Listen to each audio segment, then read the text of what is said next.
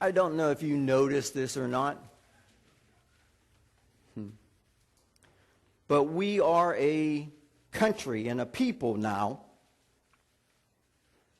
of convenience.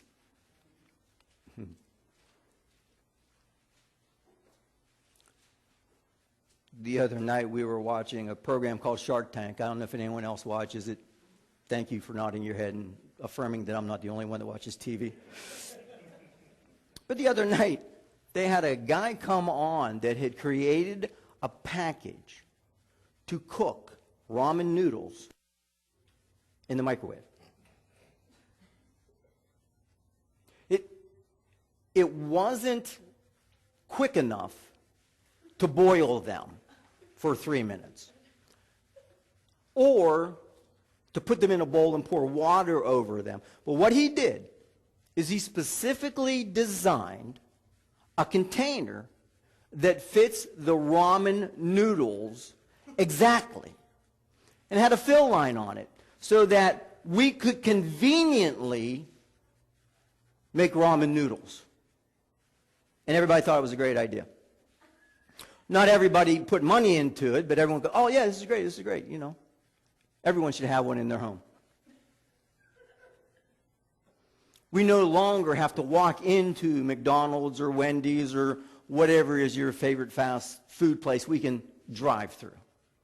We never have to have personal contact with a bank teller. We can have personal contact with an automated teller. We are a people of convenience. And there's sometimes in our lives that we want to take that attitude with God. We love you, Lord, as long as it's convenient. We'll pray and we'll believe you for an answer as long as it's convenient. But we don't necessarily want to go out of our way to have God move in our life. We'll come to church if it's not more than 10 minutes from where we live. We'll read the Bible if it's not 5 Psalms a day. I'm so glad we did one proverb a day to get everybody into it. And I think we're doing Isaiah next, and it should only be 2 chapters, but some of the chapters are long. So,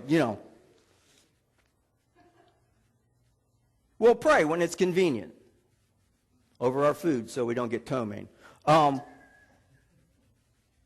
When we go to bed at night, we'll pray over our kids. We will follow God as long as it's convenient.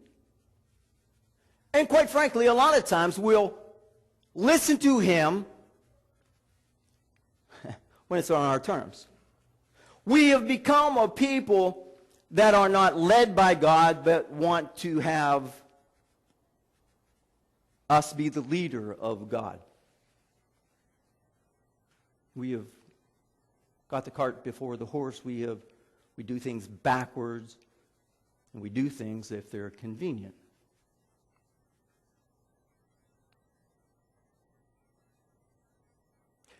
It's interesting that Jesus never made the gospel convenient.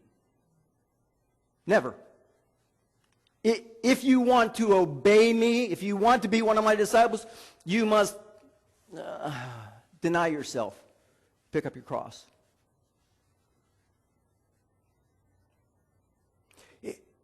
If you want your prayers answered, you may have to go a little further than just asking. You may have to go a little further than just the 2-minute prayers that we're used to. Oh, by the way, God, I need this. There may be times where God will have you go the extra mile, or not answer your prayers exactly the way you want them answered. And to us, that is inconvenient.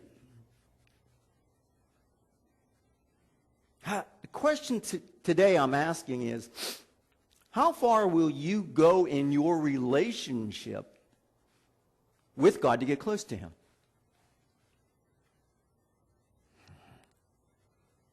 how far will you go?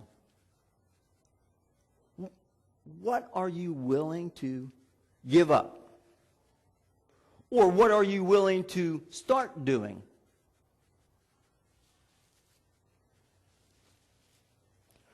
Are you willing to do what this woman does in this chapter? Back to Matthew chapter 15, or going to Matthew chapter 15, verses 21 through 28. It said, leaving the place, Jesus withdrew to a region of Tyre and Sidon. And a Canaanite woman from that vicinity came to him crying out, Lord, Son of David, have mercy on me. My daughter is suffering terribly from demon possession. In other words, she recognized who God was. She recognized that Jesus was the Messiah by calling him the Son of David. She recognized that he had the power and the authority to heal her daughter. And so she made the request to him for her daughter to be healed. Far enough. I mean, that's how far most people will go. And if they go that far, it's like, well, I've prayed. I've prayed. I went to God. I know who he is. I know who the Son of God is. I know who the Son of Man is. I believe that Jesus, Lord, and that he is the Messiah, and he is the one who, well, the Bible says that by his stripes we were healed.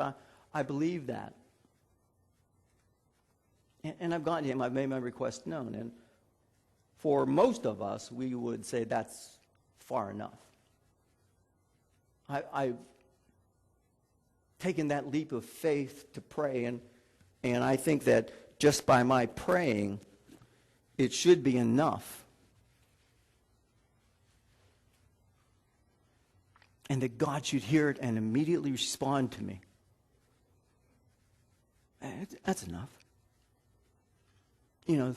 For those of us who are charismatic and Pentecostal, we may even pray a little in tongues. For those of us that don't have that in our lives, we believe that if we say the right words and do the right things, I mean, how much more could this woman do? Or how much more could be expected of this woman? Because she's acknowledged him. She was a sinner. She was a Gentile, which we'll find out in a moment. She was a Canaanite. The Canaanites believed in idols. Still worshipped idols to that day. And for her to say, I'm putting down my idols and the things that I normally pray to and the things that I would normally believe in, I'm putting those all aside, and I'm going to what I believe is a hope that I don't have in them. I'm going to Jesus Christ. And the fact that he happens to be in my town is just a convenience for me.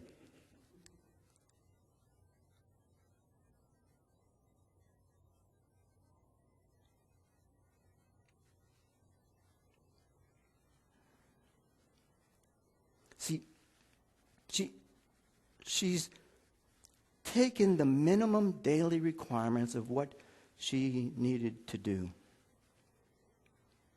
She has gone to Jesus, acknowledged who he is, laid a request, not for her, but for her daughter. And in verse 23, Jesus' response is to not say a word.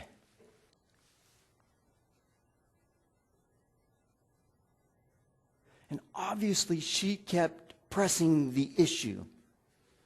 Obviously she kept saying, Jesus, Son of David, heal my daughter. She had to press the issue. Now, for most people, Christians, she was going above and beyond. There are people who actually teach if you pray once, that should be enough. And I understand that thought process. I don't agree with that thought process, but I understand it. Because once you make your request known to God, he's either going to act on it or not. And you can continue to believe in faith. I understand the premise. I don't completely agree with it.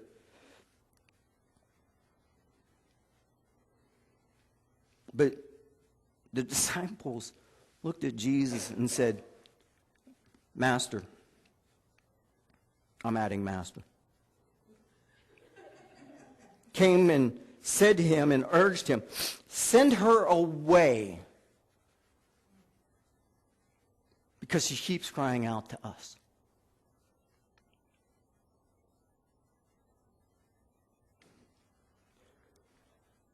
Jesus, in case you haven't noticed, this woman's becoming a nuisance. All right? She's disrupting what we are doing. Whatever they were doing. I don't know if they were having a meal. I don't know if they were planning what they were going to do next. I don't know if they were tired. But all I do know is this woman was going above and beyond, and Jesus was not responding. Now, how far would you go? See, we are Christians of convenience, and if we don't get an answer from God immediately, or at least some notice that God heard our prayers, we quit. This Gentile woman kept going. She kept pressing the issue.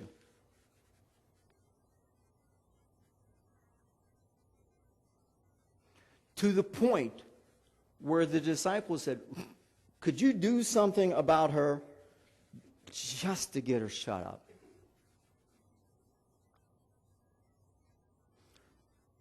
Just do something.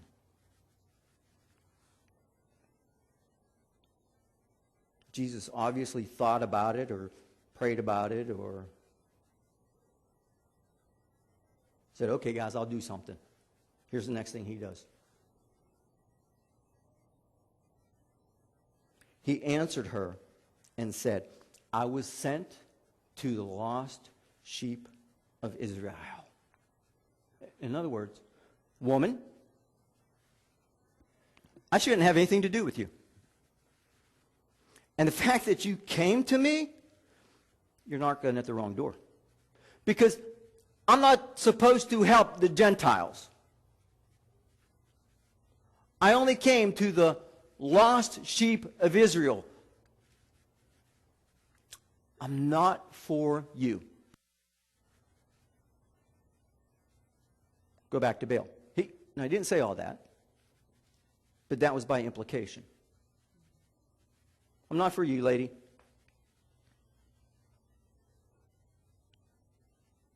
At that point, the majority of us would say, yeah. What do you mean you're not for me? I've acknowledged you as Lord and Savior. No. Look.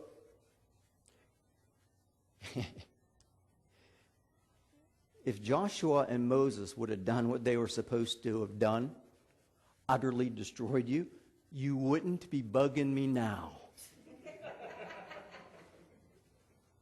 The fact that they were disobedient to the Word of God should not be my problem. Lady, I'm not for you.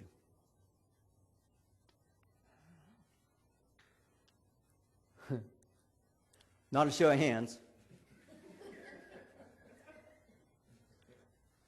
Has anyone ever been offended by someone in the church?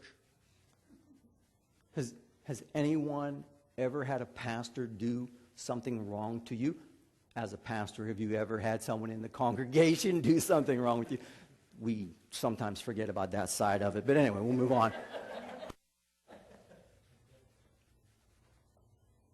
Have you ever been offended in church? I will tell you that the majority of times that people are offended in church, out the door. I'm going to find another church that's convenient because this guy doesn't preach the way I want him to preach. The music's too loud. The music's too fast. The music's too slow. It's not loud enough. He drinks coffee at the platform. What's up with that? Oh, yes, and he switches from coffee to Gatorade.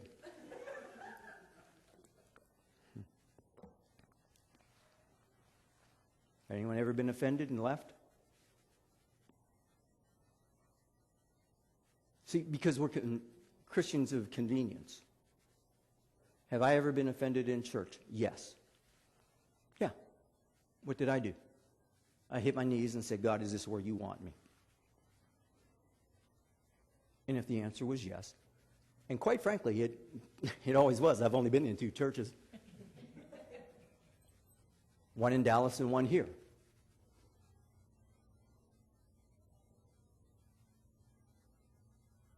But we're Christians of convenience.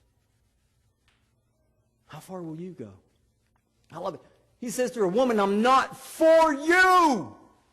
Go back to your idols. I'm only for the lost children of Israel. I may get to you sometime later. It may be through Paul. It may be through someone else. I'm not for you. Next verse. The woman lays at his feet and worships him.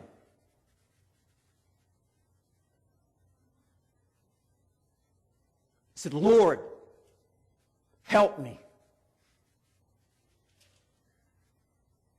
See, right now, I see this woman stronger than a lot of Christians because she will take the abuse to get what she wants from God. She will take the no. She will take being ignored. She will take whatever comes her way to get her answer. Not for even her, but for her daughter. How far will you go with God? Once you've been offended, will you go and worship at his feet? And if you are in the minority of Christians.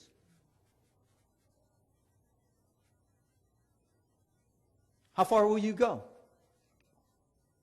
She lays and worships at his feet.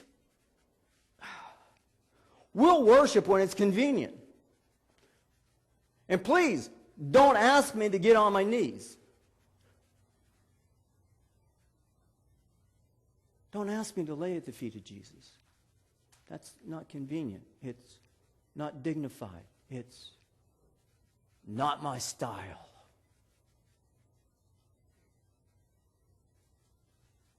I'll worship in my way on my terms. I'll worship when everything is going right because we are convenient Christians.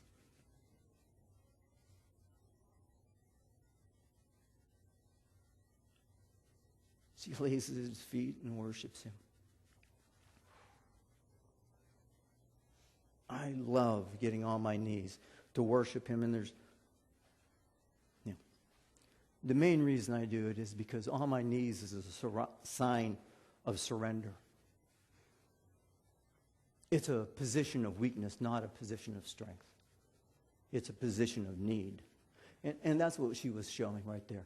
It's a position of need. God, I need you so much that I will lay everything down. I'll lay my past down. I'll lay all my idols down. I will lay friendships and convenience and family down so that you will help me.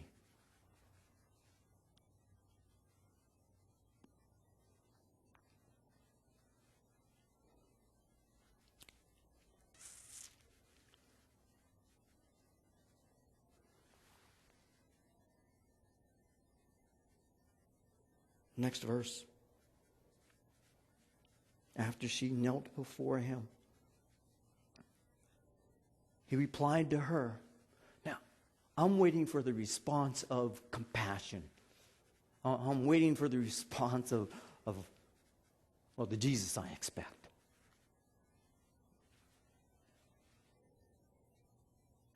She's kneeling in front of him. And he said, it is not right to take the children's bread and feed it to dogs.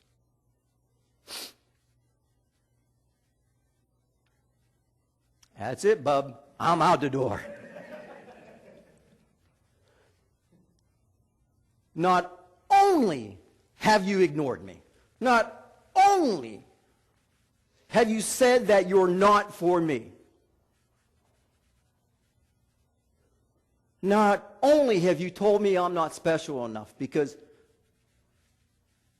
the Jews believed that they were the only children of God, and when he said children's bread, he was referring to the Jews. So now you're telling me I'm not worthy. And not only are you telling me I'm not worthy, you're calling me a dog.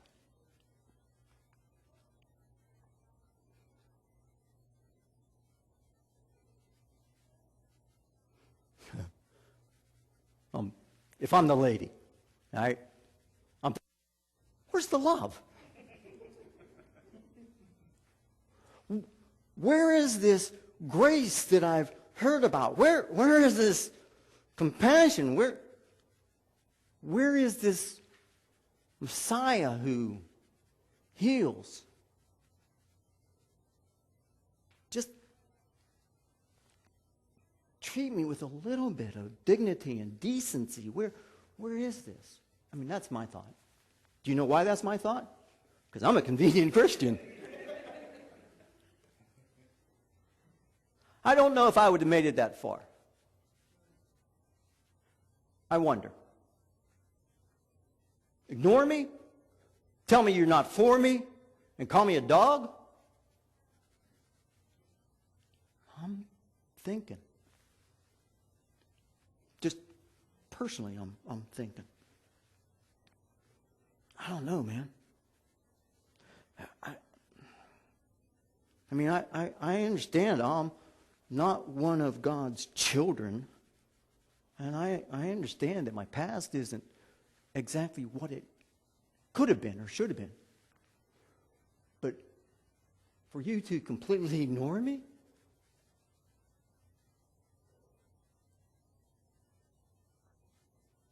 To tell me that I'm not worthy?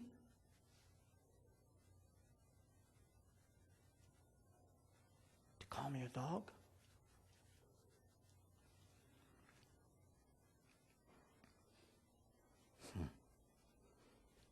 Here's the lady's response. Think to yourself if this would be your response. She said, yes, Lord. In other words, you're right. You are the chosen people. And I wouldn't want you to take away from the chosen people what is rightly theirs. Yes, Lord. You're right. I've acknowledged you. But even dogs get the leftovers from the master's table.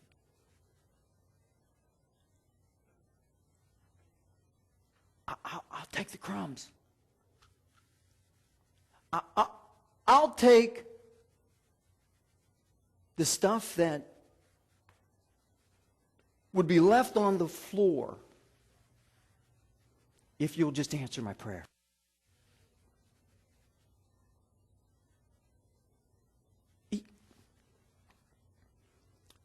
Even though I'm not special, and I have to tell you something, we are special. We are a royal priesthood.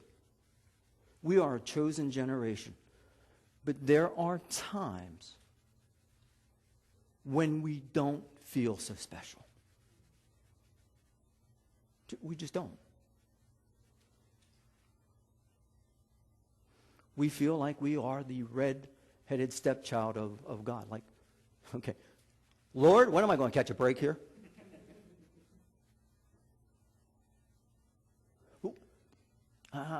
I know you are my provider, and I recognize that, and I affirm that, but, could you give it to me a little before you have in the past? So I'm not down to hour 11:59. I know you're my healer, but And I confess being healed, but could you take some of the real symptoms away?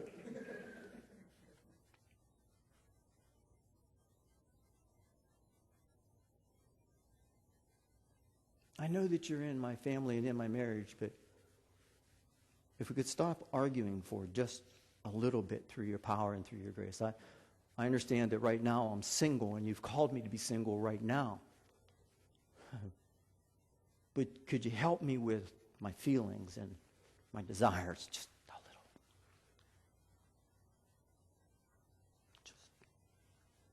little? I'm not asking for all the bread. I'm just asking for the crumbs.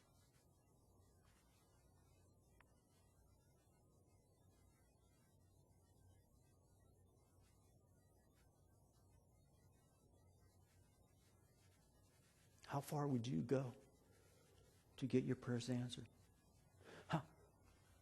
How much grief would you take to have God move in your life? How inconvenienced will you be to have God move? We all want God to move, but we want it to be quick. We want it to be when we want it. We want it to be how we want it. And for goodness sakes, let us keep our dignity. Don't make me one of those crazy Holy Ghost people that roll around on the ground.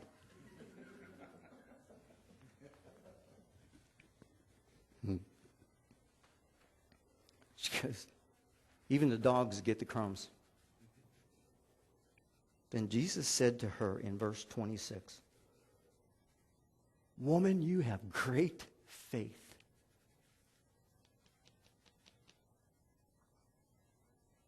Woman, you have great faith. Your request is granted. In other words, since you didn't stop, since you didn't give up on me,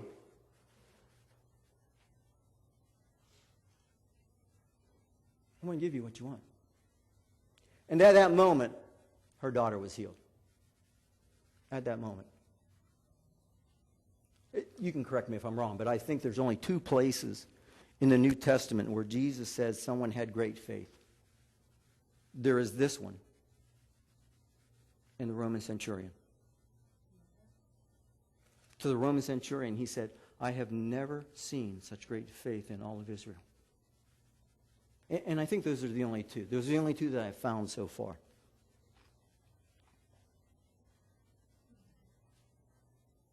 Why? Because they were not inconvenienced by Jesus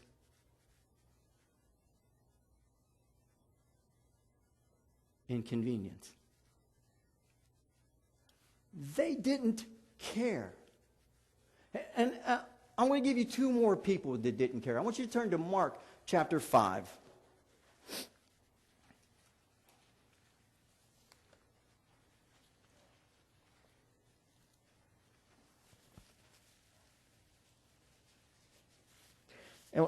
And we're going to start in verse 22. And in these verses and in the verses that I read, the word faith can also be translated as confidence.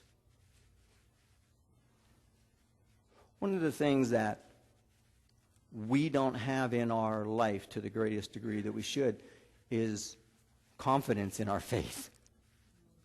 Does that make sense? Again, no show of hands. And because I hate shows of hands, but I'll be able to tell by the looks on your faces. Have we ever prayed? And either during our prayer or right after our prayer, we go, I don't think that's going to happen.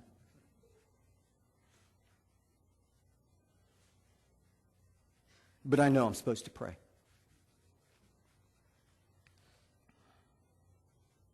In this passage, you run into two people who have great issues and great consequences and dire needs. In verse 22, it says of Mark chapter 5, it says, "Then one of the synagogue rulers named Jairus came there. Seeing Jesus, he fell at his feet and pleaded earnestly with him, 'My little daughter is dying. Please come and put your hands on her so that she will be healed and live.' So Jesus went with him." Ruler of the synagogue. I have a couple thoughts. The first thought is, I wonder if he was one of the rulers of the synagogue that gave Jesus grief because he healed on the Sabbath. I don't know if he was in that crowd. I don't know if it was the same city. I really don't know. But rulers of the synagogue and Jesus, let's put it this way, they weren't the closest of friends. He had issues with them. They had issues with him. And the second thought was, he must have been so desperate that he was willing to take the ridicule of the other people in the synagogue to go see Jesus. Because when he went to see Jesus, he was going to have to face the people in the synagogue that he was buddies with when they went to him and said, "Hey, you know what? We're still having discussions about whether or not he heals by the devil or he heals by the Spirit of God. We're still having discussions about the things that he says about himself. We're still having discussions about his methods and his craziness." And you went to see him? Not only did you go to see him, but you worshiped him? You fell at his feet? Jairus. You know, when the deacon board votes again, you might not have a job. And I can say that because I don't have a deacon board.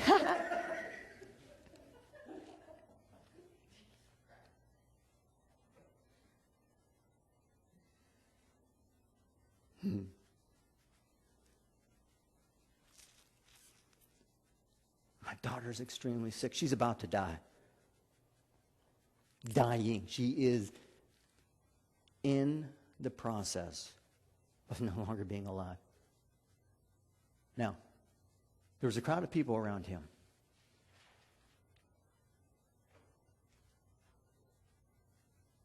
So, Jairus had to publicly affirm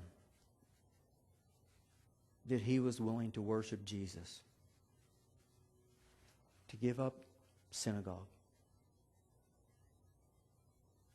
to give up maybe family and friends, to give up position, to give up status. See, that's not very convenient. But how far will you go?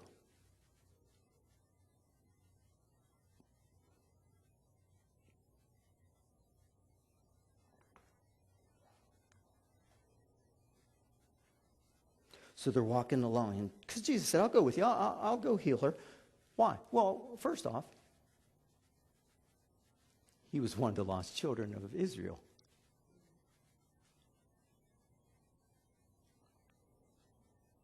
And a large crowd pressed around him. So I'm thinking there was a crowd there already.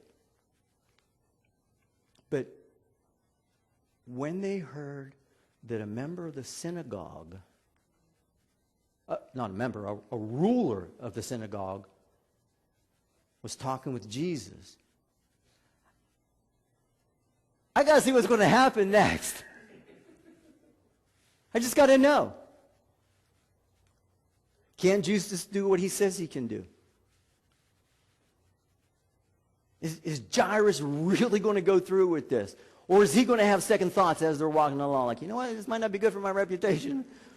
We're going to leave Jesus behind. It's okay, Jesus, don't worry. I don't think it would be convenient for you to come to my house. At least not today. Maybe when the crowd isn't so big. But they went along, and they're walking, and the crowd got bigger.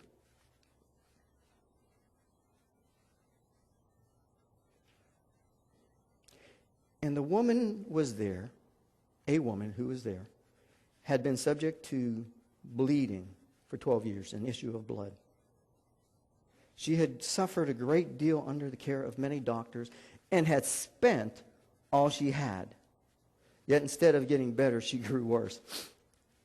In my notes on this that I read this morning, the person who did the commentary said that in Luke, it doesn't mention that she suffered under the doctors. And he wondered, was that because Luke was a doctor? Just thought it was interesting.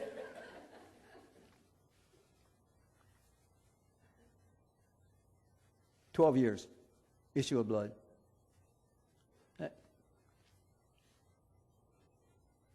If we put up with a hangnail more than a day, we're inconvenienced. Because I don't know about you, but every hangnail I have always gets caught in my clothes. But I'm not willing to do anything about it because that's inconvenient. I got to walk upstairs, go to the bathroom, get the nail clipper, or clip my nail. I'd rather have it hang on my clothes. Issue of blood for 12 years. Now here's the deal about the woman with the issue of blood. According to Jewish tradition, she would be unclean. If she went anywhere, where she went would be unclean. If she touched anybody, they would be unclean. If she sat on anything, they would be unclean. If she could get a doctor to see her, the doctor would be unclean. She was an outcast. Family has probably left her because, well, we can't be around her. We'll be unclean, and we won't be able to participate in any of the functions of the synagogue.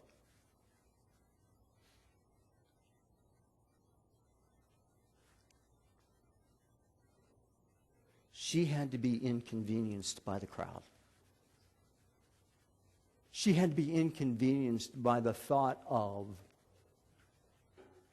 if anyone discovers who I am and they know that I bumped up against them, they're going to be unclean too.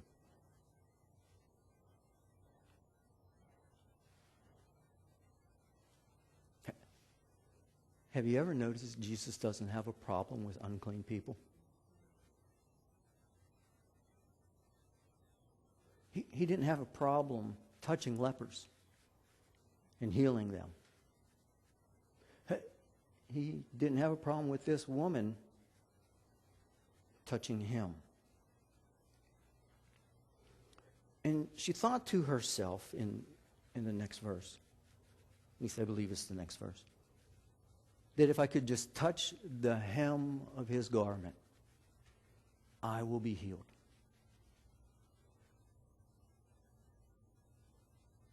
Can you imagine her trying to push through the crowd of people?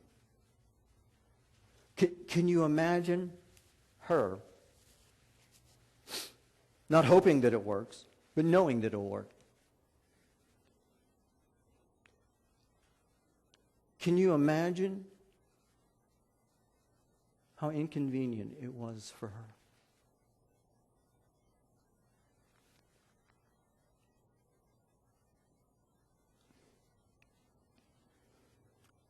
People who deal with church growth and things to make your church say that if you don't have enough parking, people won't come to your church because it's inconvenient.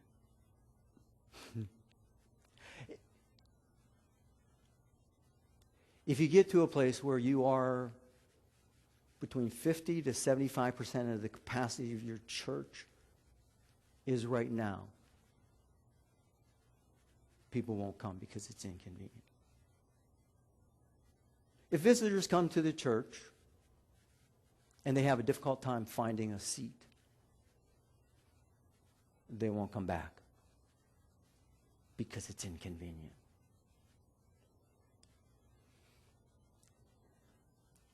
Can you imagine this woman pushing through the crowd and how inconvenient that was?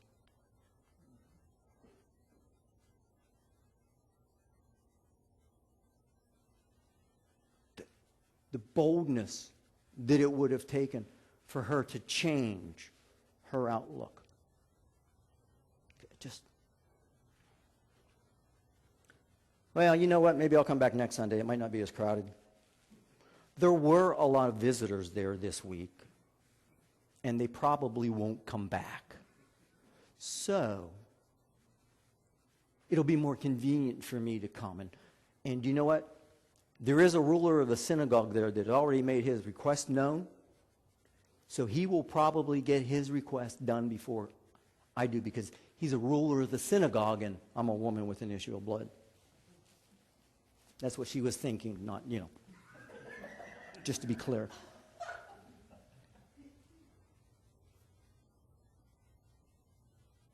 Do you understand? Are you willing to be inconvenienced to get what you need? Not just what you want, but what you need from Christ. Are you willing to change how your perception of Him is? Are you willing to change, I know, your actions and your habits to have them conform more to what He would request and require of you? Are you willing to be inconvenienced? So they're walking along and the lady touches his garment. And the word says,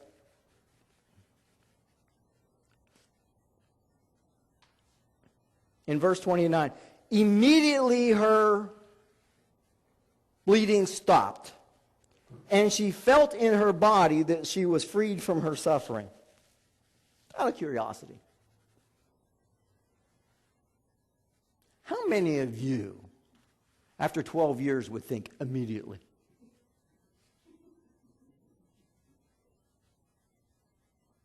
Personally, it's about time. It's about time I'm healed. I've done everything I've known to do except touch the Master. Ooh. And after she was touched, Jesus said, "Who touched me?" Disciples looked at him and said, "Are you crazy?" Not necessarily Jeff's translation, if you will. Don't you see how many people are around you? There's a crowd of people. People are around you. And you're concerned about someone touching you? Talk about prima donna. Jeff's translation. Jesus said, "No, I felt virtue come out of me. I felt a healing flow come out of me. I felt something different. It wasn't like I was touched. It was like someone got healed."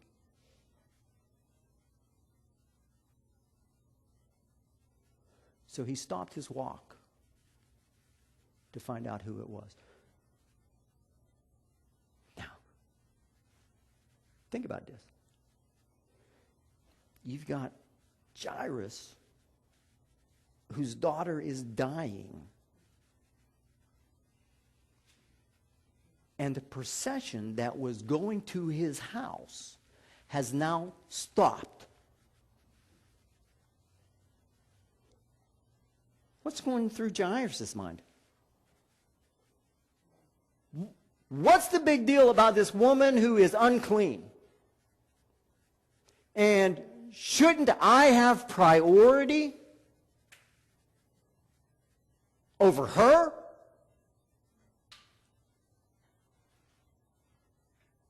And wondering if she touched him before she touched Jesus and became clean again?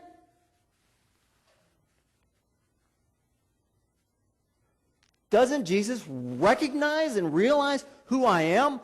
I can give him position in the synagogue. Why are we stopping for this woman?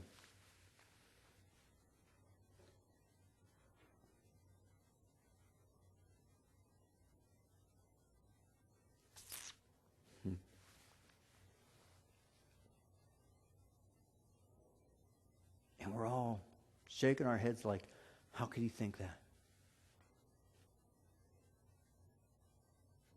Which I do. How could he think that? Until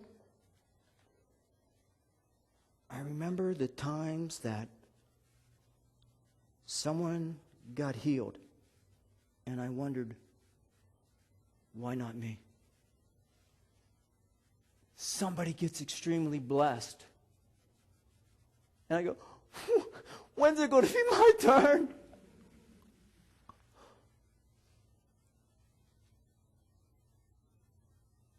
Someone gets a job and I'm unemployed, and I have to think to myself, congratulations, you schmuck. The schmuck may be internal, but it's there.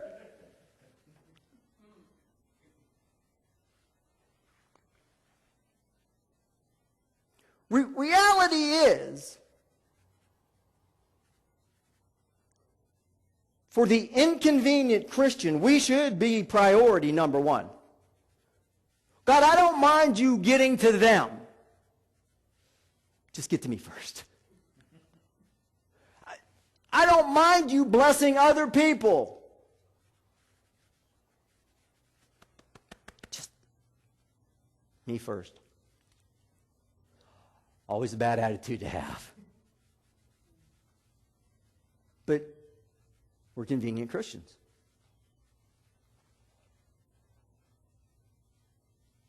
I want it all. And I want it now. And I don't care if that means you disappoint somebody else.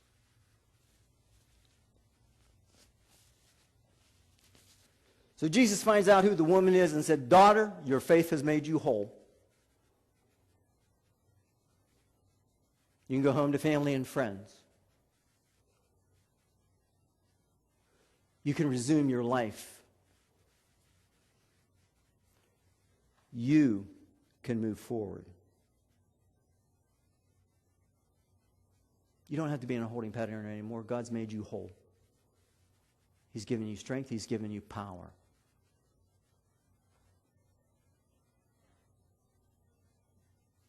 And the holding pattern that you believe that you're in is over, for what it's worth.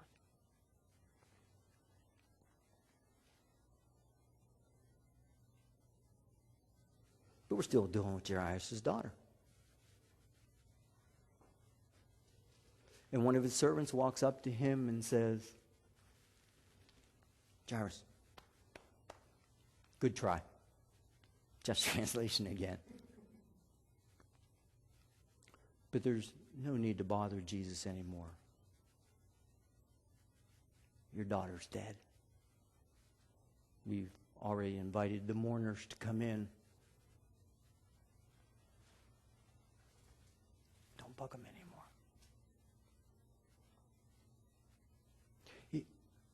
If you went to him a little bit sooner, it would have been okay. Can you imagine the guilt that Jairus felt? That was probably only overridden by the anger that he felt at Jesus and the woman with the issue of blood.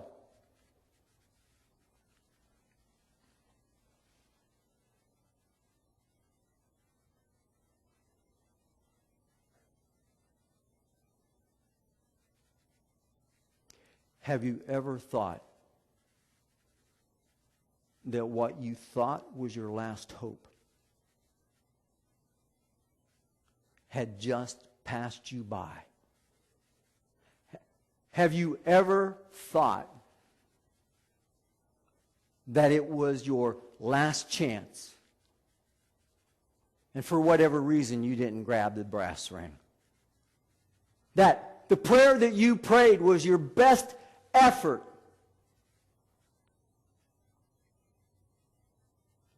and it didn't come to pass. And if you just thought, maybe if I'd have prayed a little harder, a little quicker, if I would have read my Bible a little bit more. I remember we had a prophetic conference at our church, and people would lay hands on people and prophesy over their lives. And this young couple was getting ready to have that happen to them. And the young man was sitting up on the front row reading his Bible. And I walked over to him and I said, "It's too late to cram. You should have started reading last week." But we do that, don't we? Oh God, I'm going through a test. I better cram. Let's see. Let's get all the verses on this subject. Crap, my concordance doesn't have it in it.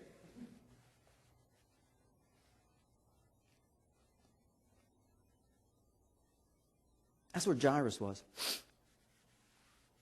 Jesus looks at him and says, "She's not dead, she's only asleep."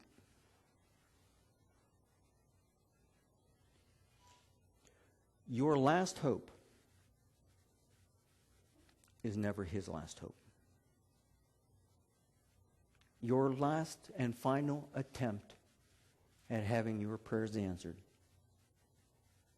does not limit God in his power. And if he doesn't answer in the way that you think he should answer, he will answer in the way he thinks he should answer. But we have got to get to a place where we are not inconvenienced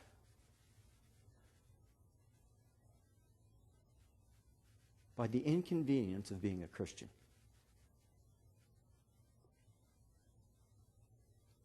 And then when we drop to our knees to pray and to worship him, if we don't get the warm fuzzies, if we don't get the goosebumps, if we don't get the response that we think we should, we continue to bow down before him until we get what we want. And even though we've exhausted all our own efforts, and we've even exhausted some efforts and tries with God, we continue to try, and we continue to seek him, and we continue to find him. And we continue to allow him to speak into our lives. My prayer for all of us is that we would start to go beyond the minimum daily requirement of God. That we would go beyond what is convenient for us. Yeah, we may change things. And I have found with God that everything I gave up really wasn't worth anything. And everything I received from him was so much better than what I gave up.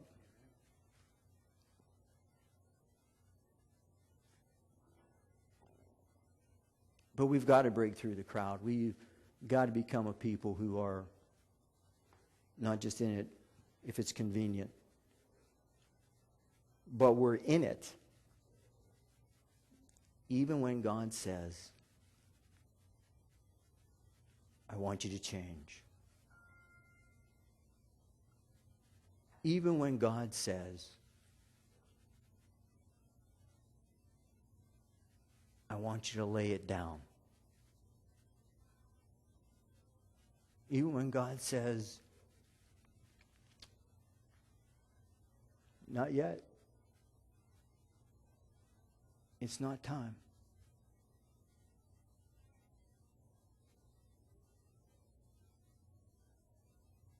Or even when God says, "No, that's not what I have for you."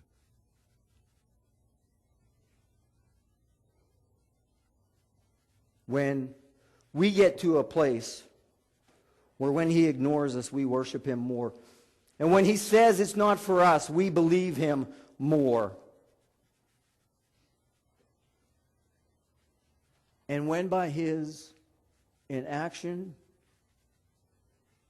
or even by what he says to us, we're willing to say,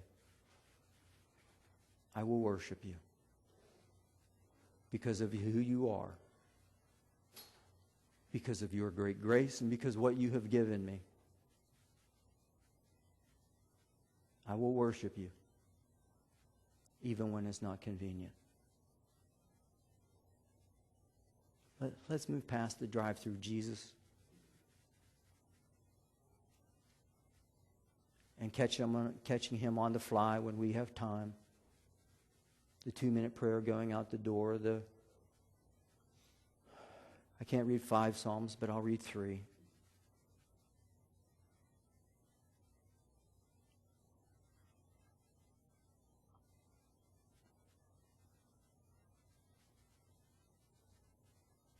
I'll push through the crowds. I'll lay down who I am, and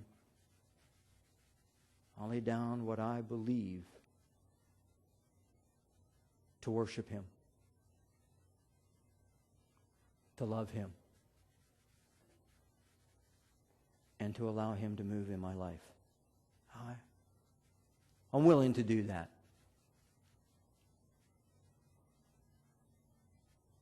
As inconvenient as it may be.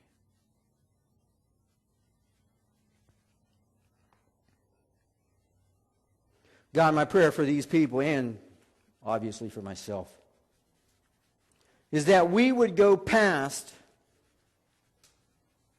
a life of convenience in you, but we would truly understand that your power and your grace sometimes calls us to a place of inconvenience.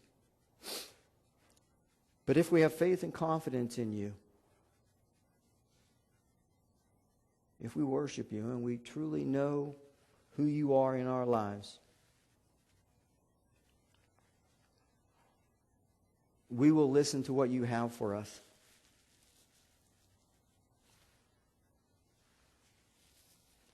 And we will wait to see your glory manifest in us. And we will wait until your time is right. And as we do that, we will continue to worship you, and we will continue to love you and adore you, and we will continue, God, to put our trust and our hope in you.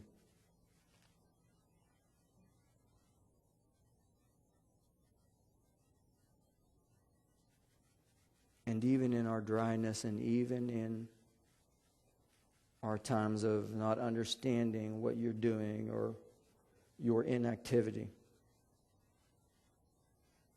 we will continue to worship you and praise you. We will continue to lift our eyes to you, because only through you does our help come. And only through you will we see our lives change and become more of a reflection of who you are. I ask this in Jesus' precious name.